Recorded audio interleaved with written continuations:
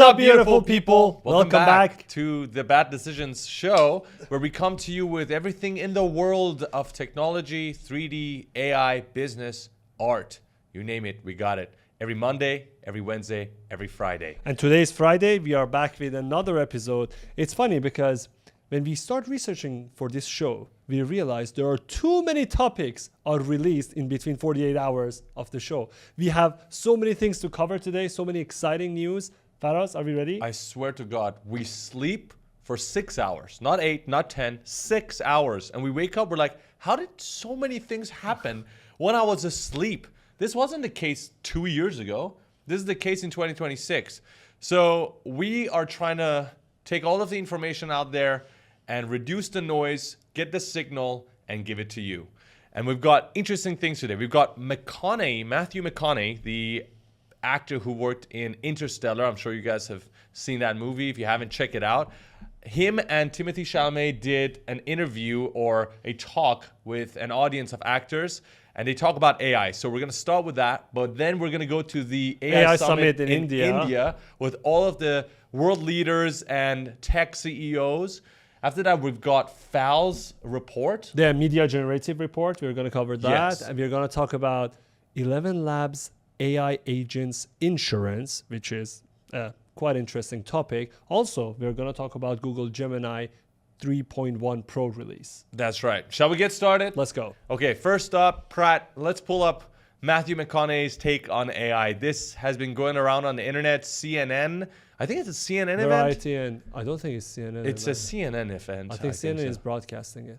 You think so? Why CNN? It may be for you, but it's not going to be enough to sit Can on you the pause sidelines. it before we start? So just pull it back. I believe, I haven't seen the full clip, but I believe one of the actors stood up and asked a question about AI.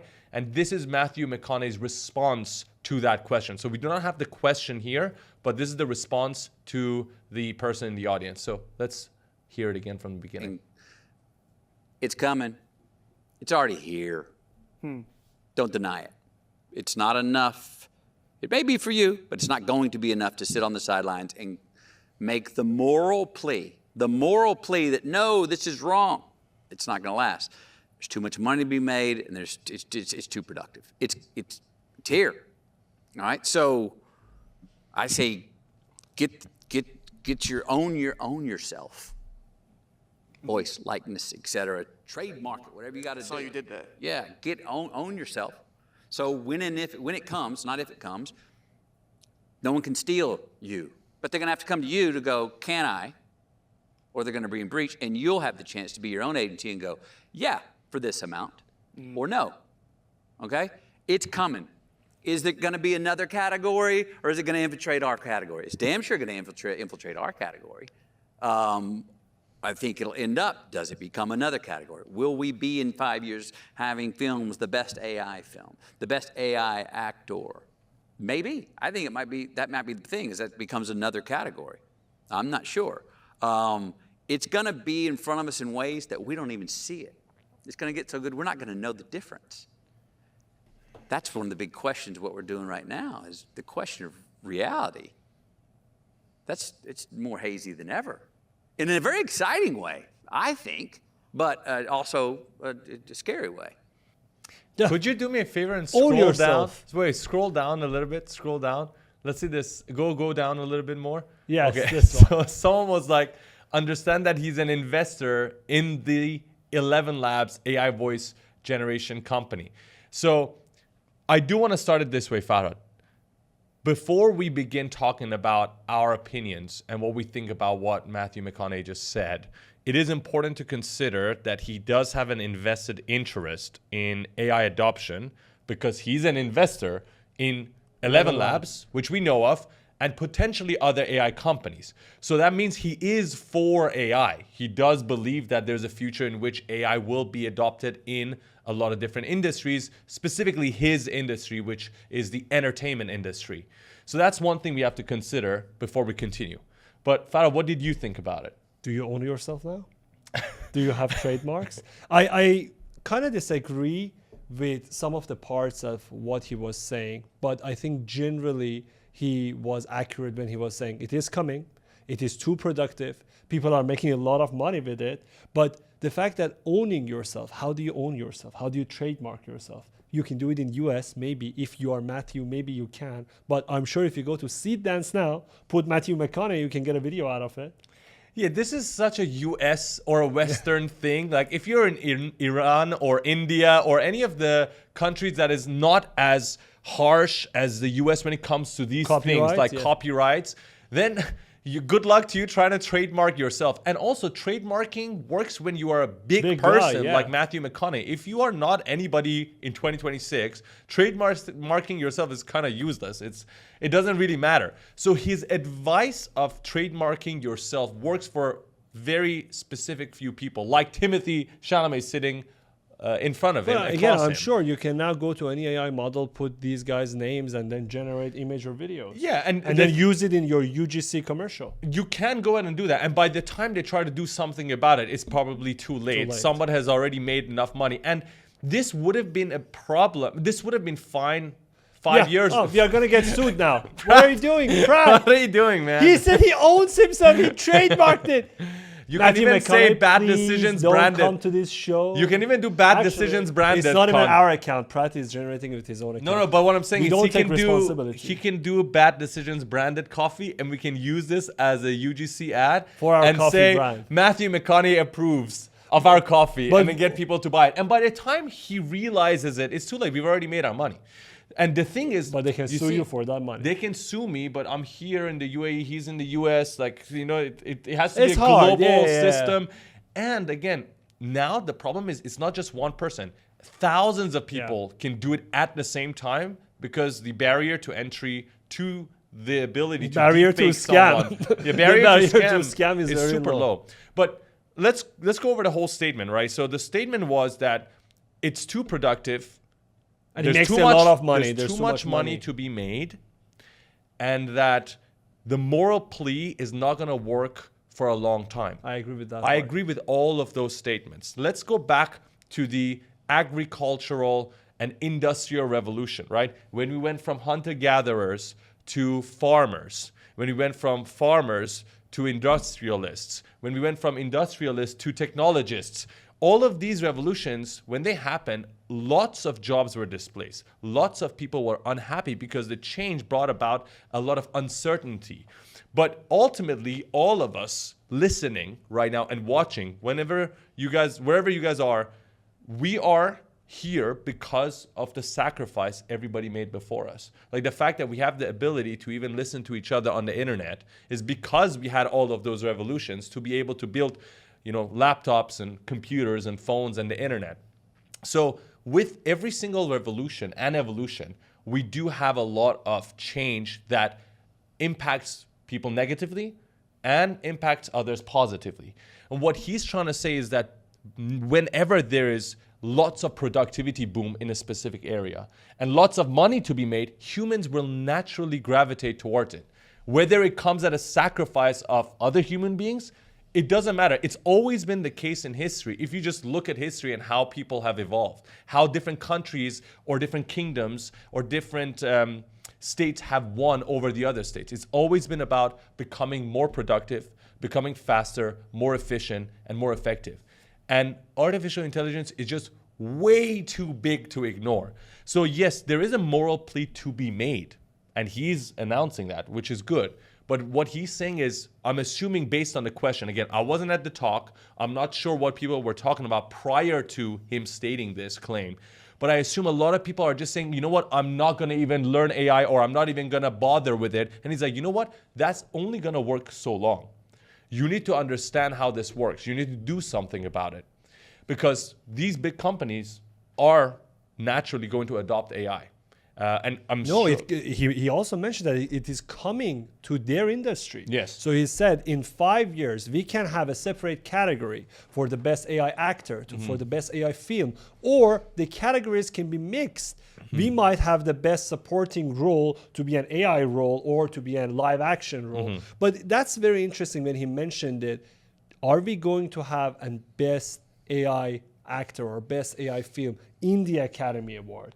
Probably yes. All of these companies are spending money. All of these studios are making money about it. So maybe let me send something to Pratt right now. Actually, this is about this exact topic. So one of our friends, he showed us a video. I was completely unaware of this. Pratt, I'm going to send you this on WhatsApp. If you can do me a favor and pull this up. This is a video of a concert, an Iranian concert. You know which one I'm talking about? No. With the AI singer. Oh, it was just here. Yeah, but I'm sure a lot of people do not know about this. I want people to see this. So you talked about the category of best AI actor, right? Yes. So this singer... Well, that's a hologram, I would say. That's a pre-recorded video. Yeah, but you understand... Okay, so just a context for you guys. That girl that you see doesn't actually exist in real life. This is an LED screen hologram of her singing a song and dancing to a live audience with another real singer. So there's a real singer's concert and she's co-singing with him in this concert. And she has her own fan base on social media. So you can play the audio just a little bit for people to understand.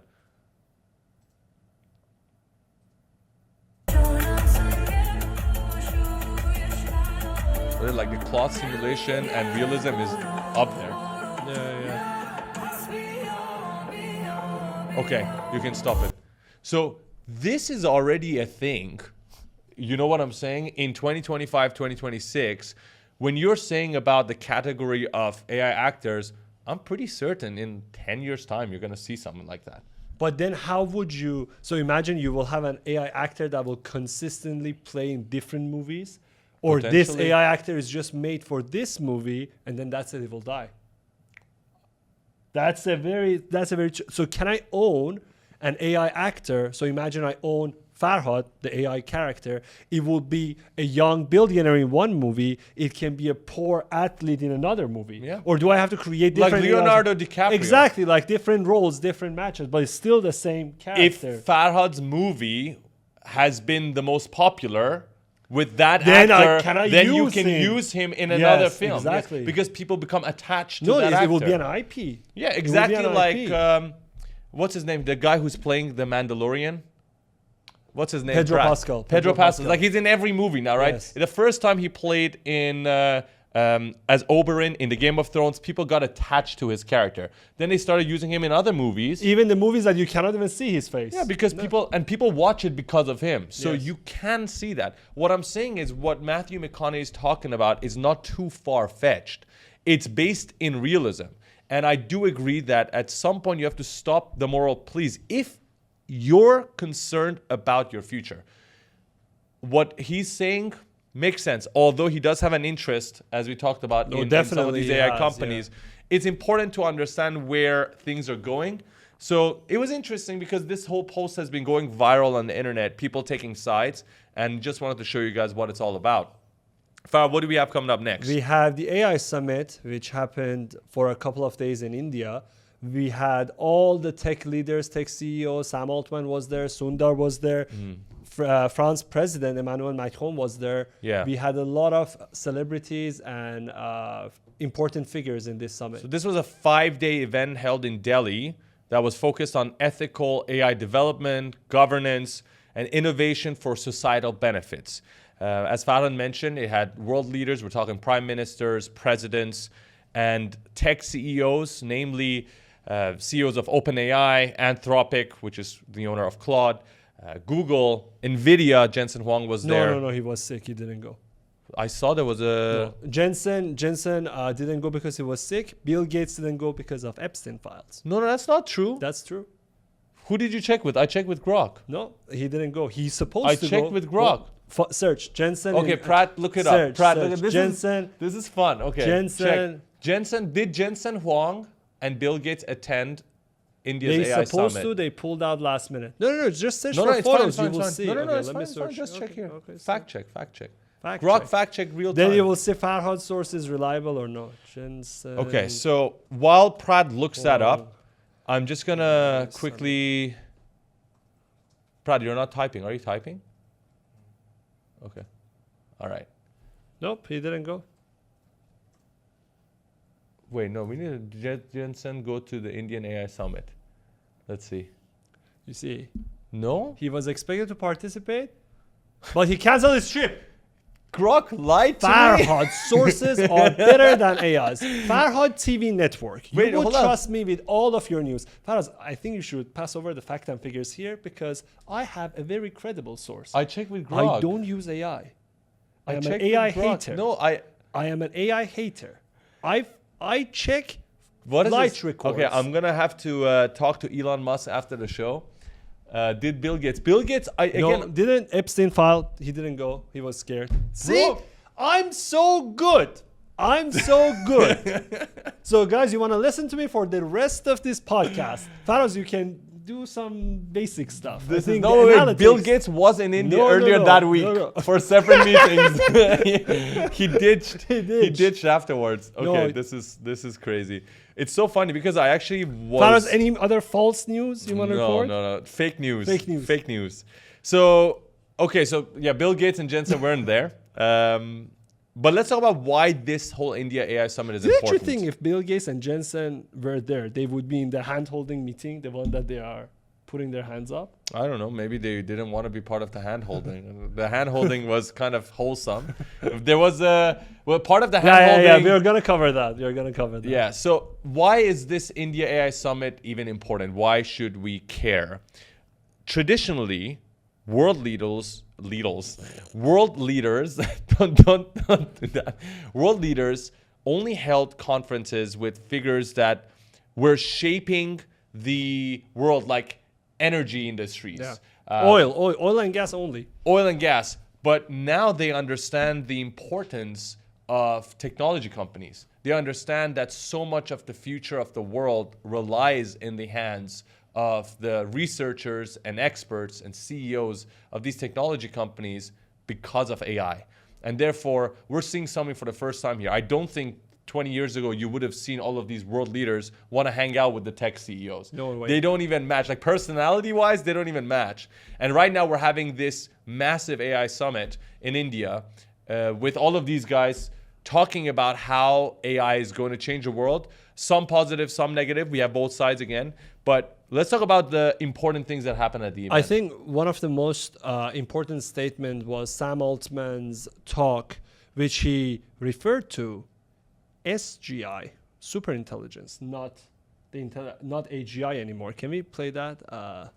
On our current trajectory, we believe we may be only a couple of years away from early versions of true superintelligence.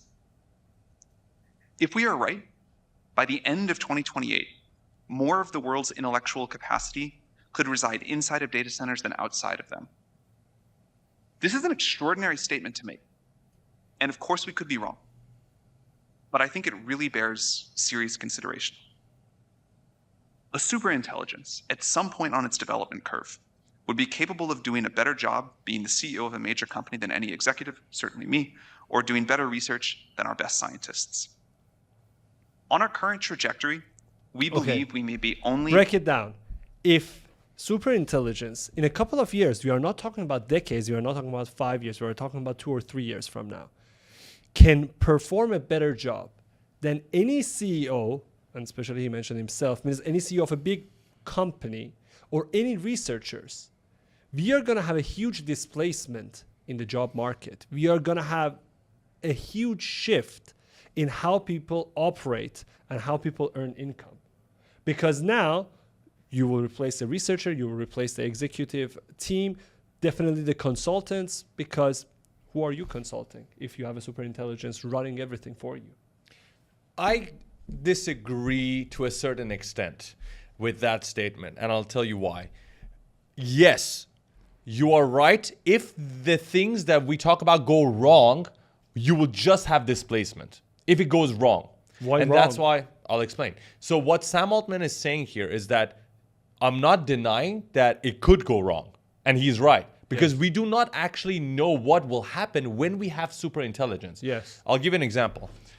Humans, before the development of any tools and technologies, we were just at the midsection of the food pyramid. In the jungle, in the Sahara, with all of the other animals around us, we've got these fingers and legs. We've got a good vision. We can see far, but fighting against a lion, how much of a chance do you think you will have right now barehanded with no I tools? personally have high with no chance. no. Humans Be average, serious no. for this conversation. For you to fight with a lion without any tools, can you win? 20%. Absolutely not. 20%. Absolutely not. Okay, 10%. no chance. 5%. Brad, can you call in a lion right now? Let's see. Let's see if we're gonna sit down here and say 20%. Should I ask Grok about it? Without the tools that we have today, spears, guns, rockets, all of these things, it would be impossible for a human to fight against a lion. The only way we could is because we had large numbers, large groups cooperating together. And eventually we built tools so we could fight with other animals. And we built so many tools and so much technology that it allowed us to climb up the ladder of the food pyramid and become the predator, Yes. the alpha predator. Yes. So all other animals can no longer beat us. We can beat all other animals. We were not like that in history. And the way we did that also is through intelligence, right? Yes. So right now, why everything, see, no, a human cannot realistically win against a lion without any tools. Okay. See? Okay, Yeah. now we fact checked it, okay, with Grok. What I'm saying is this. The reason why we are who we are right now is because we are, arguably, the more intelligent species. Because we have So the far. ability to create these tools that we Yes. have created. Now we are creating, potentially, a more super intelligent species. Yes. It is dangerous if we do not have control over it. It is dangerous if it is separate from us. You see, the lion was separate from us. We could never domesticate the lion. The lion was strong and it was separate. But imagine if, like Avatar, you could interface with the lion. I could go take my hair, connect it to the lion, and now I controlled the lion. Now I have the power of the lion and my intelligence. I'm now stronger. My IQ added with the lion's IQ. Why Elon is making Neuralink is because he wants us to interface with the superintelligence. If Farhad could, without the use of laptops, talk in every language, if Farhad could memorize every book he just looked at, then Farhad shouldn't be afraid of superintelligence because you become superintelligent. But I wasn't talking about being afraid or going wrong. I was thinking about the job displacement. No, but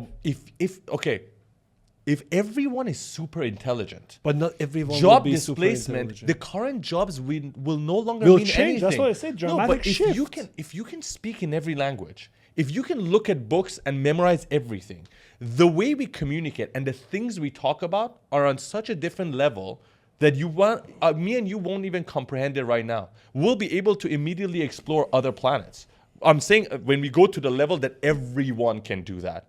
Everyone has. But we are gonna becomes a we are gonna scientist. reach this much faster than what you are referring to. But I'll tell you something. It only happens if we can interface with the superintelligence. It won't happen if the superintelligence is separate from us, like the lion. I'm talking about lion as the superintelligence, as an example. If the lion is separate from us and the lion keeps getting stronger, let's say the ChatGPT models and the Grok, they keep getting smarter and we cannot control them and we cannot interface with them, then yeah, that kind of seems so that's like that's a problem. pretty much it, right? No, but that's the whole point of Neuralink. No, Right. bro, Neuralink, we are too far from Neuralink. How long it takes for every person on the planet to have a Neuralink in their head? What Elon is saying is in a couple of years. Would you get Not it? every person Yeah, on there. that No, would- that because would- no, it depends on the adoption. Like so many people are not going to take it because they are afraid of the government being Even in the able pre- to no, no, use but in your the previous like to episode- read your thoughts. In the previous episode, for you guys who you have watched, you were pro the wearables, the pendant, the eyeglasses. Now you are pro Neuralink. I was pro technology. Okay, I in the understand. episode 200, Faraz will come here with an AR glass, a pendant, and Neuralink in his brain. I will come the same way as I Let me ask you another question, okay? I want everyone to answer this question in the comments. Pratt, you are going to answer it here. You're going to answer it Okay. here. If No. tomorrow, I completely understand the whole discussion and plea about Neuralink being able to read your thoughts and being able to even manipulate you. That will be freaking dangerous. I don't want that.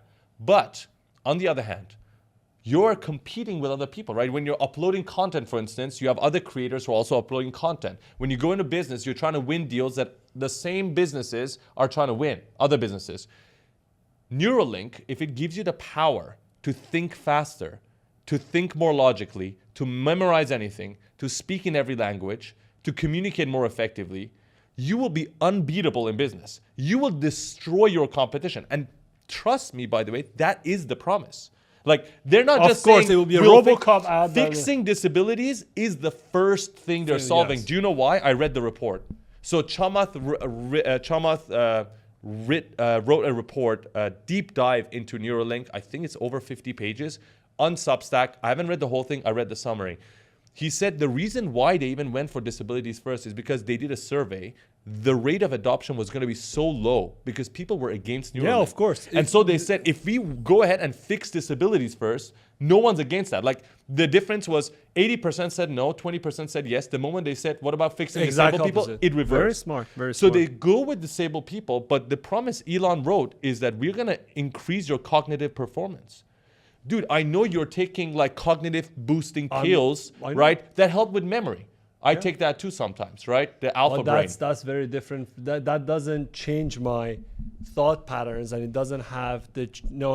It's, I would say it's very different. My vote is No, I'm not saying it's guys, not different. vote. Let's see. Okay, Brad, let me ask Brad, you a would you question. take a Neuralink? Of course. Who wants to be average? Dealing Listen. with two idiots here. Brad, thank you.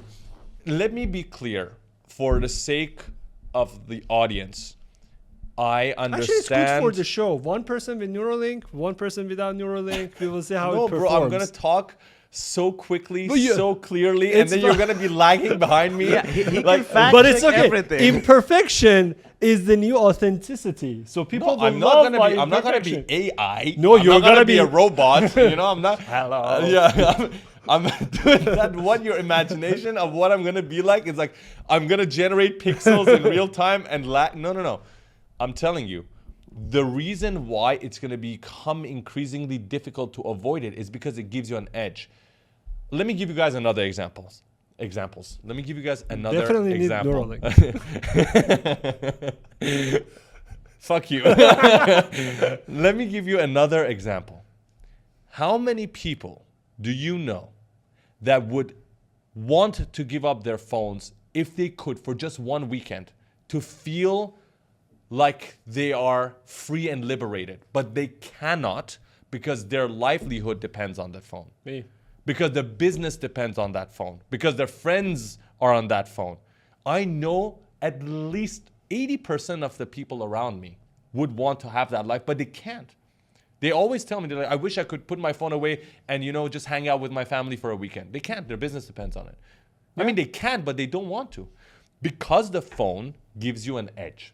Yes. The social media platforms give you an edge. The phone gave you the addiction. I mean, the edge, sure. Bro, but I it's not about- personally, it's not I about- personally use my phone quite a lot. It's 50% If I business, take your phone, 50% if I addiction. take your phone away, you lose bad decisions. I would no. You could take it away during the weekend. I wouldn't use bad decisions. I wouldn't So, use bad so decisions. Neuralink, I'll take it out during the weekend. No, you cannot. It's That's a plug. the problem. It's a USB plug. I'll take it But out where are you plugging it? in your brain. Imagine that some business comes up with that. So we'll Sure. put Actually, that's like the. What so is the you can pill? take it off during the weekend. If it's not invasive, I will do it. No, it is going to be it's going to be in your brain, but the whole system, maybe the CPU, will be taken off. No, thank you. You take it. We will see how it goes. But you're not taking this seriously. I'm very I'll tell you why. serious. No, you're just saying no because of the implications. I understand. Listen, I'm on your side. I don't think it's cool if your thoughts can be manipulated. Yeah. That part is going to kill it for me. But what I'm saying is, on the other hand, there's going to be so many advantages, which makes it almost impossible to not take it, just like the phone.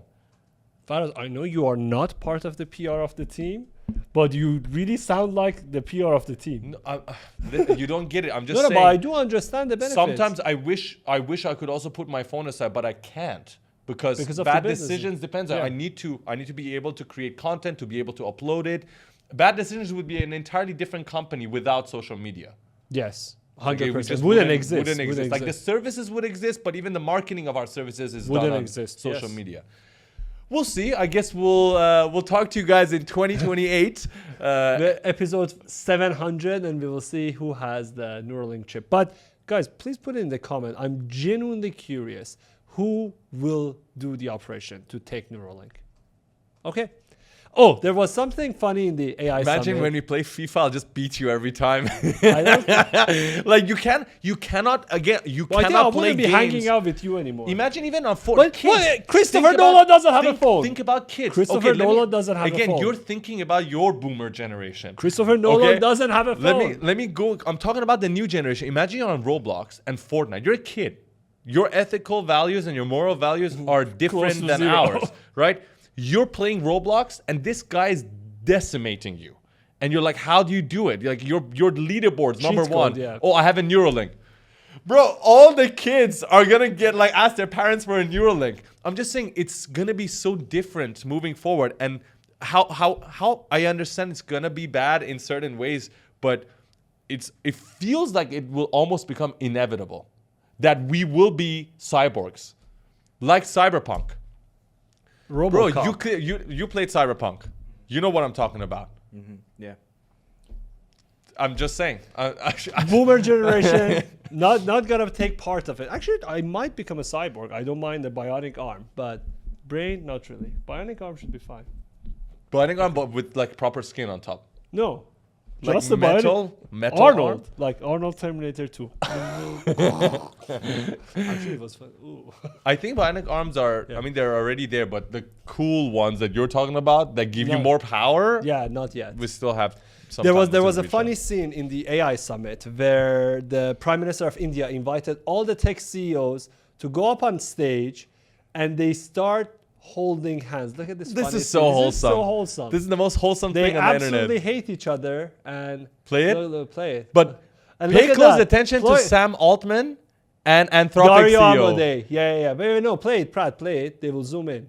Wait. They're the wait, only ones not holding hands. wait. Farad, here, come. People will see.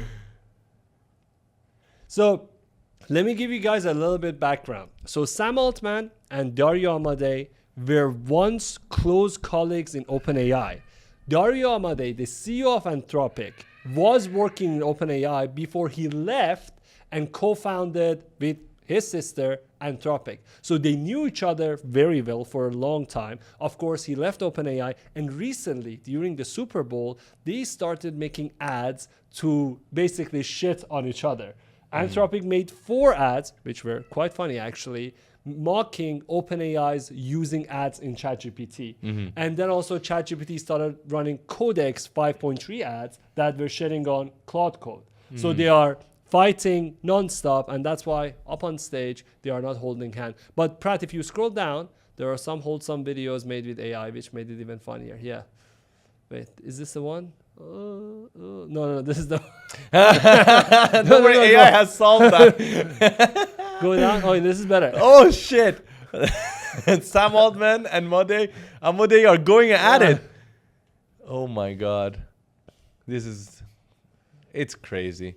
But I understand it. I mean, these guys are rivals, and But they could hold hands. no, but So- listen, they're rivals, and we're talking about billions of dollars at stake between each company. Every single decision they make moves the entire economy. True. And this is crazier than anything we've ever seen before. So that's really cool. Actually, India's prime minister also called for open AI systems, not open AI OpenAI? systems, open AI systems, and also talked about watermarking AI content, which I agree with. By the way, we discussed that but together. I was reading the other day, I think it was Runway CEOs that mentioned that we need to watermark human-generated content rather than watermarking AI-generated content. Because there will be so much AI-generated content in Yeah. the world that it would be very hard to manage them. You So should we be have able to tell the difference. Exactly. You should be able to tell the difference.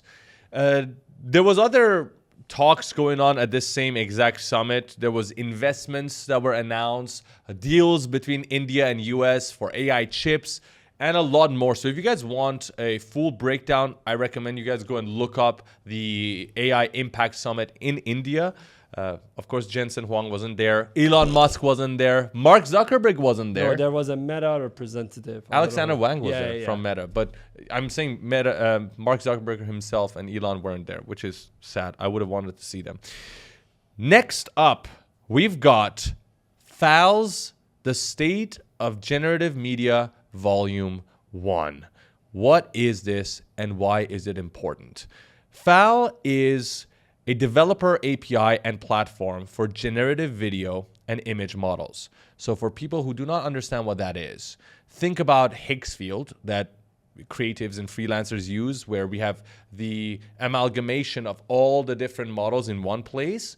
This is the same thing, but for enterprises, because it's the API that different businesses can use. And for instance, if you're a fashion brand and you want to use generative images in your fashion brand like Zara, you'll just go to FAL and get the API of Kling or Nana Banana from these guys and then give them money, and then they will deal with all of the credits. They have all of the models you can think about with video generation, image generation, audio generation, and they created this report to tell the world about the adoption of AI.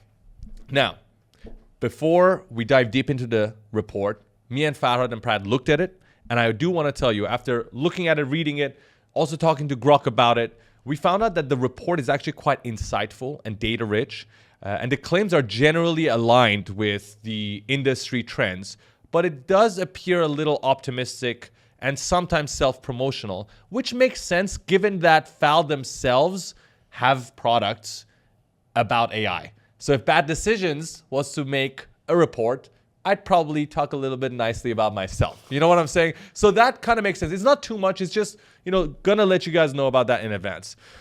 The thing that really caught my eyes was the generative media timeline. Yeah, if we open this.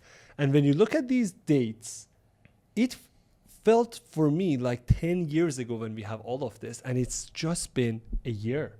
Isn't it nuts? It's ChatGPT Image 1 is March 2025. 1 year ago. And we have Seedance 2.0 now. It feels like, okay, not 10 years. It feels like 3 years. 2 or 3 years. 3 years at least. This is last year where we had the first image generation on ChatGPT. That means the first time you could go and ask for an image to be made. All of those memes that we saw on Instagram, that was last year. That's true, because we made, if you remember, the flip book. And yes. we made the birds using ChatGPT for our Ultimate Unreal Engine program. And that was 1 year ago. And then we had Sora 2 in September, back in September. That was a huge wave. They were making a lot of funny videos and memes. And now we have Seedance 2, of course, Kling 3.0. But if we progress this much in 1 year, when we are going to have this show in 2027, March, where video generation is going to be. This is why I agree with Matthew McConaughey. What he said, sure, I understand the plea, but this is all moving towards a direction that we cannot ignore. And Farhad, this is the perfect example of that. If within 1 year we go from the first image generated on ChatGPT to Seedance 2.0, where we have perfect animation between Tom Cruise and Brad Pitt fighting in LA, where it's so good that Netflix and Disney have to step in and throw a cease and desist letter at ByteDance, that's when this is just moving way too fast. And our concept of time is completely off. Completely. If you thought this is like 2-3 years ago and I thought the same thing, this means it's going really fast. Now, you can go ahead and look at the report itself, but we'll give you guys a summary and what we think about it. The main highlight of the report is the rapid advancement in all AI models and the enterprise adoption and future trends. I'm going to emphasize that, enterprise adoption, because they stated, and this surprised us, 88% of organizations deployed AI in at least one function by 2025. One thing that they forgot to mention that we researched, and it's probably true, is that they have a scope limitation, which is large enterprises. When you think about small and medium-sized businesses and individuals, I don't think the number is 88%. And the reason we know that is because sometimes me and Farhad freak out. We're like, oh my God, so much is happening in the AI world. Oh my God, it's moving way too fast. And then we go out on the street, we talk to 10 people and they're like, AI? Is ChatGPT AI? I'm not using it. Like, what are you talking about? So Yeah, okay, maybe everyone's touching ChatGPT, but they're using it for not basic no, things. bro, they only have 800 million users. We have Yeah. how many? 8 7 billion. 8 billion. Actually, we don't have that. If you look at it globally, we don't have that many. That's users another yet. thing, right? Global diversity is probably a concern when you look at this report. I think it's more Western focused. No, I think it's mostly Silicon Valley focused. Yeah, so- US focused. Yeah, US focused, probably Europe as well. But what I'm saying is that we're looking at these numbers. The numbers are true, but just understand that they are mostly for bigger enterprises and probably just Western focused. Now, let's talk about the numbers because they are fascinating and they are factual. So this report is not just based on FAL's own data. They also looked at other reports made by the likes of McKinsey and so on and so forth. So the number that actually fascinated me after the dates was that they added a total number of 985 models into the platform in 2025. That's so many models. And I'm just going to give you the numbers here. Pratt, I'm not sure if you can find it, but I did this with Grok. So they added 450 video models, 406 image models, 59 audio models, 35 3D models, and 35 speech models, bringing them to a total of 985 integrations in just 1 year. Models by different companies, different researchers. Probably a lot of open source, a lot of Chinese models, but wow, that's so many. And I would imagine these numbers at least double or triple by next year. Probably because everyone has Everyone. access to create and train their own. In their report, they mentioned their 2026 prediction forecasts multimodal world models, enabling interactive 3D environments. I think one of the biggest things that we are still missing, of course, multimodal models that can generate words, and then we can move this and move different elements and also be able to interact with it. Also, I think models that can have audio, video integrated together, which now we have, but the audio is not that great yet. I think one of the biggest things that gives off the latest video models is the audio generated on top. I agree with you. Even with Seed Dance, the audio gave it away. Yes. There's like a bit of a distortion that makes it fake and unreal. Let's talk about the industry adoption rates because I think these numbers, again, within the enterprise world, I think they are accurate. It does seem like that at least. So with advertising, we've seen the biggest adoption, right? The industry adoption rates are mostly with e-commerce and advertising that are driving the growth. That's 56% of them using AI in cases of campaign visuals and ads. We've got entertainment and media with 43%, mostly in storyboarding and VFX, which makes perfect sense because we do the same thing, right? We've been using AI in a lot of our storyboarding just to spin up ideas really quickly, make sure we get an idea of what our shots look like before we get into them, either in 3D or wherever else if it's a practical shoot. The next one is creative software with 31%, then education 30%, retail and e-commerce 19%. That's your product photography, virtual try-ons.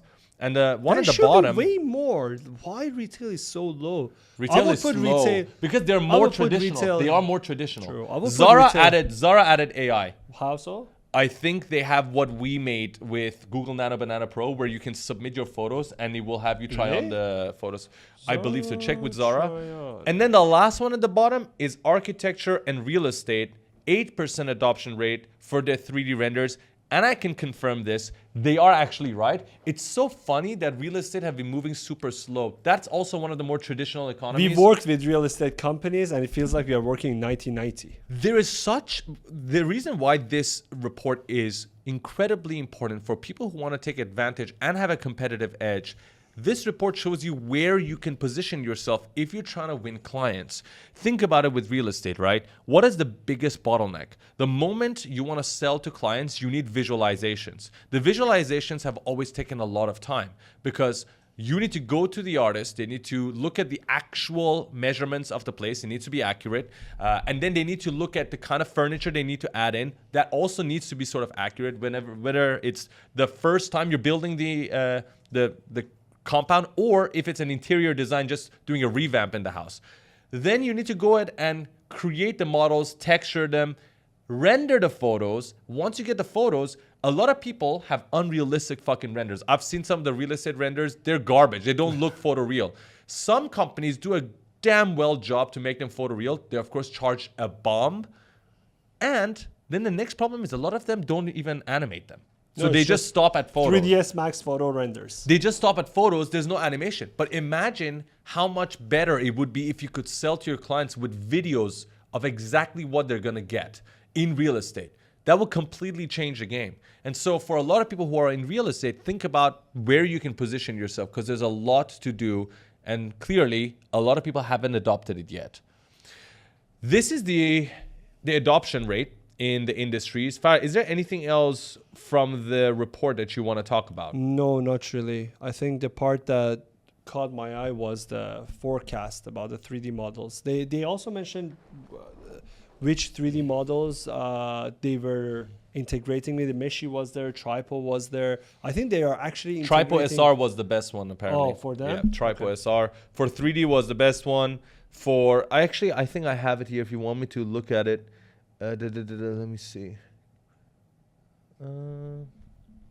Oh, yes. Is it official, Pratt? Is that Zara? Yeah, I think she gave a review about it. Zara's new try-on feature creates a digital avatar of you. Oh, to there you try go. on The their one on the clothes, so right, that the one on the right is her actually after buying the dress. And the one on the left is what she got on the website before buying the dress. That's Wow. incredible. That's incredible. No, Okay. but you see, the biggest problem is the fit. Of course, it shows how it looks. No, but sometimes all you need is just to get a feel of what it looks on you, Sure. and you're gonna get it. Yeah. So, okay, That's just for context, in case you missed it, this is Zara's AI virtual try-on that you can use to see how you would look in the clothes before you make a purchase. So you probably just submit an image to them of your front angle and side angles, and then choose the clothes that you want to buy, and they will generate a video of you turning, and then you can make a decision if that dress looks great on you or if the hoodie looks good on you, and you can make a purchase without having to go to the store, which makes the purchasing decision so much easier. And Zara is one of the first ones to adopt this. Anybody, any brand right now, any fashion designer, any clothing designer could go ahead and use AI to do the exact same thing for their business, and they'll be ahead of the game. 100%. I remember, was it 5-6 years ago when a sunglasses company tried the AR try-ons? And it worked And for it them. works really And well. that- Now you can do it like 10,000 So much times better than AR try-on. 100%. So that's that. Thank you, Pratt, for pulling it up. Okay, the next, do you have anything on the Yeah, so report, for or- image generation, they're talking about how Nano Banana Pro Is the best. and C Dream 4.5 became the best. In video generation, the major ones were Kling and VO, which makes sense. Audio synthesis was ElevenLabs, which also makes sense. I mean, we use all of these. 3D modeling was Tripo SR, and world models was Genie by Google, Genie 2. And that's it for the report. It's very lengthy. Recommend you guys check it out. It will help you understand where things are going. And this is just the first volume. So they're going to be doing this every year, which is going to be interesting when we come back. But one thing to note, again, as a conclusion, is the leap that we made in realism and expressiveness in video, audio, and photo in just 1 year. Just imagine where this is going to be in 2027 when we come back for volume 2. The next thing we're going to cover is a news that was broadcasted on X. And when I saw it, it reminded me of movies that we used to watch back in 2000 and 1990s when they would announce a new tech or a news, I would say a side news from the tech that it would really blow your mind. So ElevenLabs announced that they are the first company to secure insurance for AI voice agent. Let that sink in. The AI voice agents can now have insurance, which means if you are connecting to these AI voice agents, if they are your call center, or if they are booking something for you, or if they are closing sales or deals, they are going to be under a policy, which if they do something wrong, you can claim damages. And this happens usually when you have staff. If you are working in a big company, you have a huge call center, you might call someone, they might give you a wrong guidance, and you might Lose money. $100,000 Exactly. because of the wrong advice that was given to you. And I got really interested and I started looking up That's called how they corporate do- insurance, right? It's part of the corporate insurance, yes. And I started looking how they actually do it. And ElevenLabs went through 5,000 plus adversarial simulation across security vulnerabilities, data privacy, hallucination, prompt injection and safeties. So they tested all these AI agents with different methods, whether can they get into their heads, can they ask for the password, can they ask for the credit card numbers, using prompt injection, using hallucination, using different techniques. And they created, I think, a guidebook or a guideline, and now they certified them. So if you're a company now, you are getting an AI call center, you can have insurance, I don't know, up to a certain amount. So the company that is doing the insurance is AIUC. Apparently they are quite big in states, and they have been doing this with other type of underwritings within the states. This is gonna be massive. Let's take a look at the video first, and I'll tell you what I think about it. Agentic systems is changing fast. Businesses want to adopt AI, but only if it's safe, secure, and reliable. That's why, at ElevenLabs, our voice agents are now insurable. In partnership with AIUC, the risks associated with voice agents can be quantified for the first time, with a certification ensuring that agents adhere to more than 50 safety criteria. And our agents meet 75% of platform-level requirements by default, giving enterprises a head start towards certification and insurance coverage. Trust, safety, and financial security are now deployable with ElevenLabs agents. That is straight out of a movie. Straight out of a movie. I cannot believe it. This is going to change the game, though. You know that, right? That This is makes going to me build think that- so much trust for companies to now rely on AI voice agents, because the reason they wouldn't prior to this, as you said, is they can insure humans and they can train humans, and they just didn't trust the AIs. But now with ElevenLabs getting the backing of AIUC 1 certification and saying, you know what, if anything goes wrong, there is insurance. Then we That's will how pay much you. we Yeah. believe in it. That's how much the market believes in it. We'll pay you back. This is when your restaurants, this is when your tech companies are going to slowly switch to using AI agents.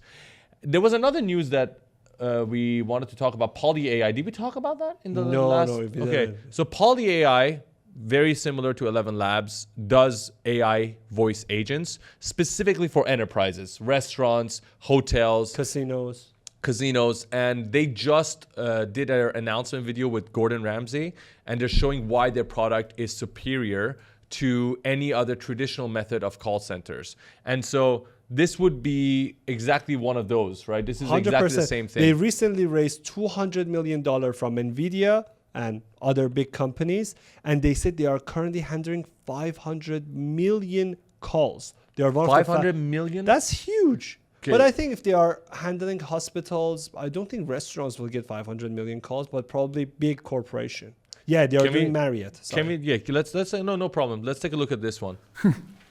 Chateau Eagle. Let's see what all the fuss is about, shall we? Welcome to Chateau Eagle. To make a reservation, say reservation. Reservation. To ask for a menu. Please, seriously? Sorry, I No. didn't catch that. To make a reservation, say reservation. Madame, s'il vous plaît. Reservation. Reservation. Sorry, please hold for Donut. This is true. 17 minutes. Gordon, what can I do for you? I would love a table for tonight. At your new restaurant? Yes. How did you know? My diary. Has an opening at 7, right after your guided meditation session. That's perfect. That's kinda creepy Could also that he get knows. a. About the bottle of guided the Malbec. meditation. Yes. It'll be breathing when you sit down. You're good to go, Gordon. Finally, someone who listens. Okay, pause it This right is there. an amazing ad. Amazing ad. Amazing ad. Amazing ad. Can I just say something? Isn't it funny that all the futuristic AI companies make their ads with the most traditional methods of filmmaking or items that represent nothing futuristic? The OpenAI uses film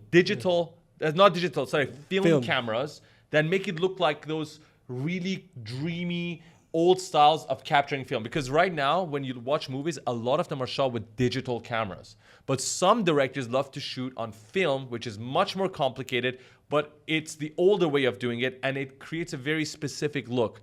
OpenAI's ads are not AI generated, even though they do have AI generated imagery. They use traditional methods of filmmaking to promote their material. And it's so funny that even here with PolyAI, when he dropped the flip phone, he didn't pick up a new iPhone with PolyAI. He picked up an old telephone for the AI conversation. Why do you think they did that? No, because why not an iPhone? Why not a futuristic device? To create that feeling in you. There is a nostalgic feeling in the phone, in the telephone. Yeah, but it is. But why would they use that instead of just the more futuristic thing? Can I explain because that why? makes you talk about it now. Yes, yeah. That's the thing. Because if you go back to ads in the 2000s, right? Everyone wanted things to be futuristic. Yes.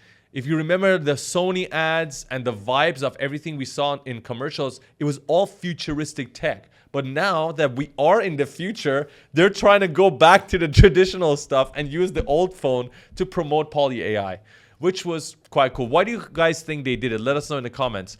I do want to talk about the actual product itself. We should make this a live stream. I think you're People asking, then we can read people's comment. Actually, that's a idea. Let us know if you guys want us to in the comments. In the comments, let us know. There's a lot of comments to be made. Why PolyAI is interesting, or AI voice agents.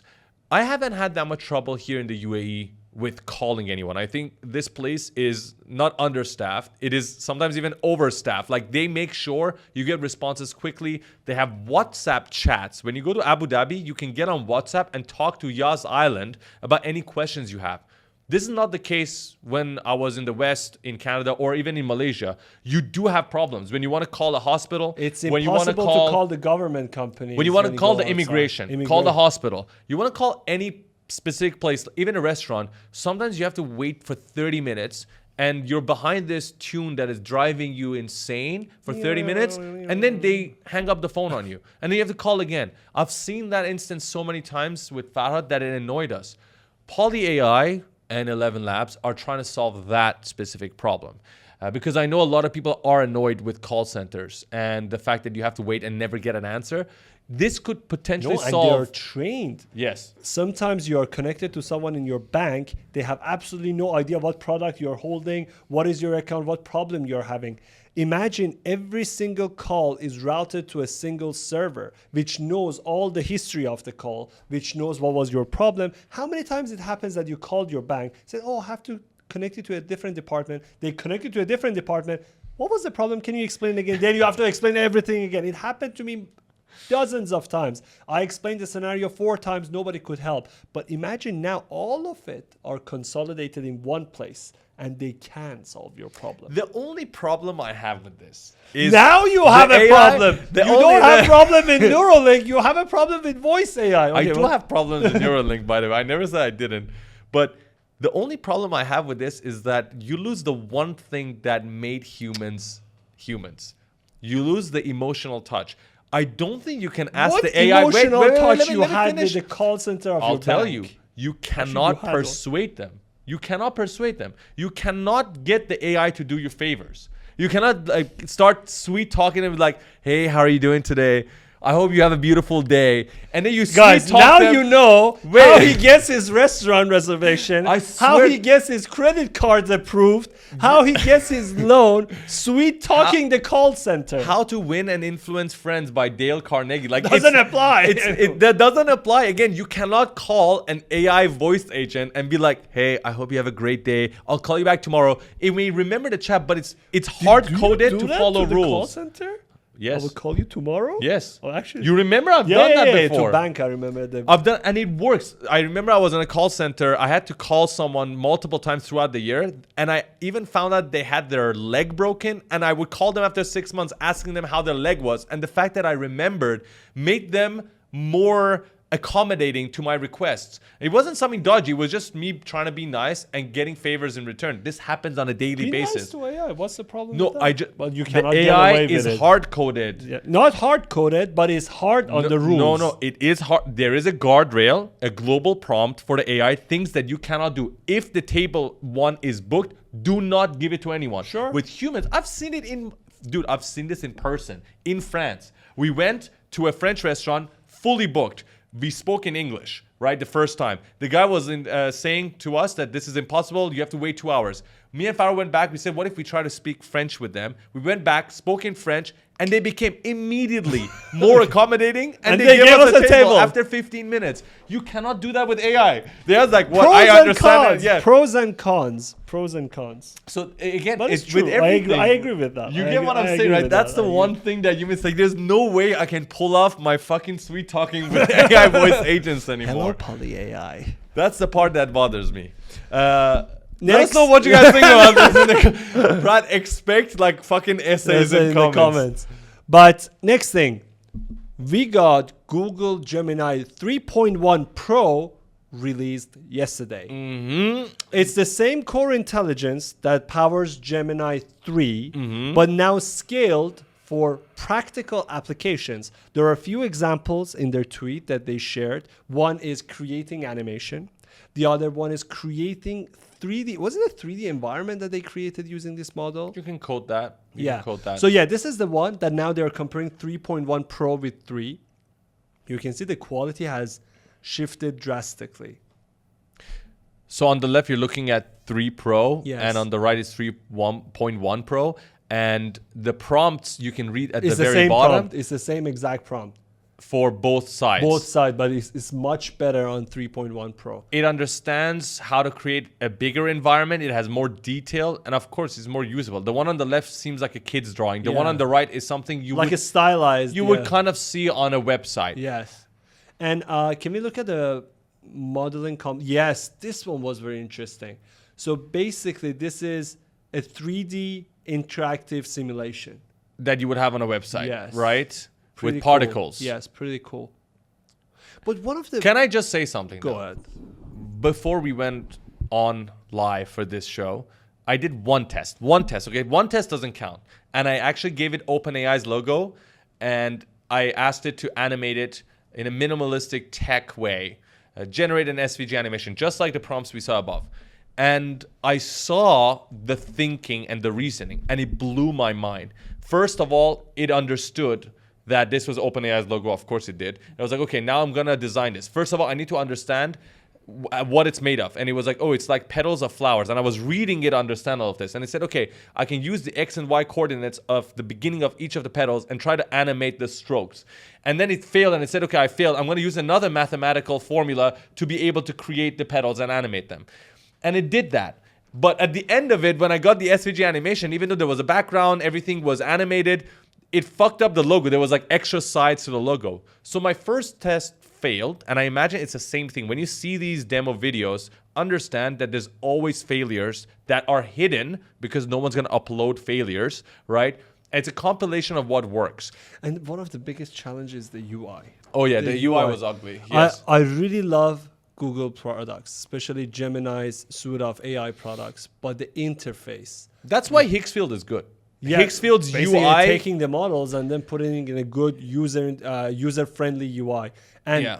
I say that someone who uses tech every single day, if someone is not tech savvy and get behind these softwares, they will gonna bang their head twice to the wall right next to themselves. Yeah. So we need better It's UIs. built by coders. So Yes. it's built by coders for coders. Yes. That's why you need a platform like Higgsfield to come and create a wrapper to be able to cater to creatives. Yes. But you can see from their posts, they've created some incredible work.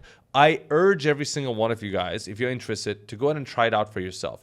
By the time the next episode goes live on Monday, we'll have a lot more time to play around with 3.1 Pro and give you guys a more detailed analysis. But so far, I'm amazed by the reasoning and the fact that it does actually create SVG animated files that you can use on your website or applications. It's just I haven't done enough testing to be able to prove to you how good it is.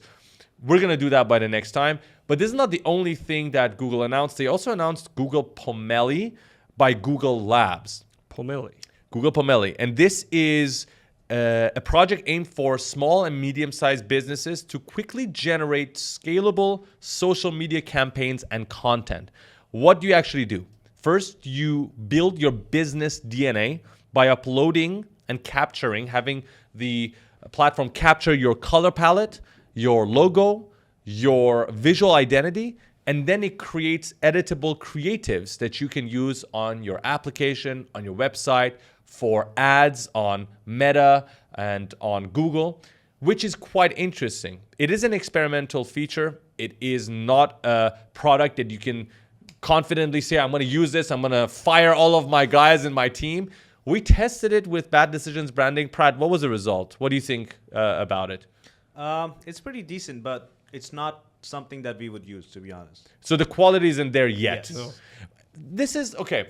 You should this test it out. Let me tell you why this show exists.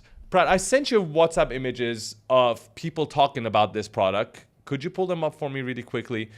The reason why I want you guys to tune in every Monday, Wednesday, Friday is because we are trying to be as unbiased as possible. We're going to give you our analysis. And our analysis could at times be wrong because we only have so much time. Not my analysis. Farhad's analysis could at times be wrong, but we try to give you guys our full analysis and have you also make your own judgments. The problem I have with a lot of the people on the internet is the things they say once they immediately see something without any analysis. So zoom in here. Holy shit, Google just decided to kill thousands of startups. Who died? Did you try the product? Do you think it's going to happen that fast? I don't think so. But it's important to understand that things like this are happening. So this is what the platform looks like. Thank you for pulling this up, Brad. You give it your fonts, you give it your logo, your color palette, you upload your content in there, and you ask it then to create the creatives for you. For a lot of the e-commerce brands that have no creative lead in their team and all they care about is just uploading a lipstick on Meta ads, this would work brilliantly. You've worked in e-commerce before. Yes. Like, how much of their content is actually moderated? There's only a few, I would say, that really care about the creatives. No, if you go to Alibaba, the photos look ugly. So whatever you get out of this will be much better than that. So even some of the Amazon shops are still very ugly. There you go. Which is why, if you look at FAL, also, the biggest adoption rate was in e-commerce. Yes. And I believe this is targeted specifically there. If you're someone who is working with clients to create product, brand, photos, photo shoots, you can now use this to your advantage. I mean, test it out for yourself. You might get completely different results. This is going to give you an advantage. If you're working with clients, let's say restaurants, lipsticks, makeup, all of these brands need photo shoots. If you can go ahead and use this and say, hey, if someone's doing it for a week, I can do it for 3 days. I can do it much faster because you have tools like this. So go ahead and try it out. Could be helpful to you guys. That is Google Pomeli. Farhad, do we have anything else? No, this will conclude our Friday's session. And we had a lot of topics to cover. If you are watching this on YouTube, we ask you to please subscribe and like this video. If you are watching it on Spotify, it would be amazing if you guys can follow us on Spotify and leave us a 5-star review. And if you are watching on X, you can follow us on X. I do want to say one last thing before we leave.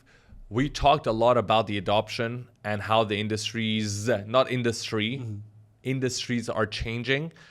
Every single piece of news we looked at today is just a testament to that.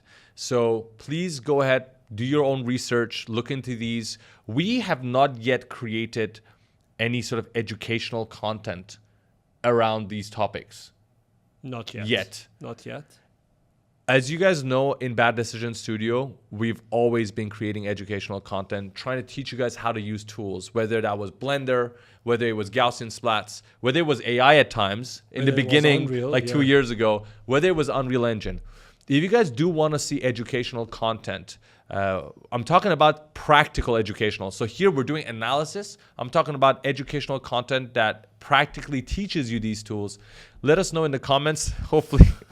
I just Pratt is going to read the comments. Yeah. We're going to read the comments. Don't worry. Let us know in the comments and we can talk about it there. We'll see you guys again on Monday. Thank you so much for watching and listening. If there's anybody that you think would be appreciating this podcast right here and would use the information, please send it over to them. And thank you so much again. We'll see you guys later. Ciao.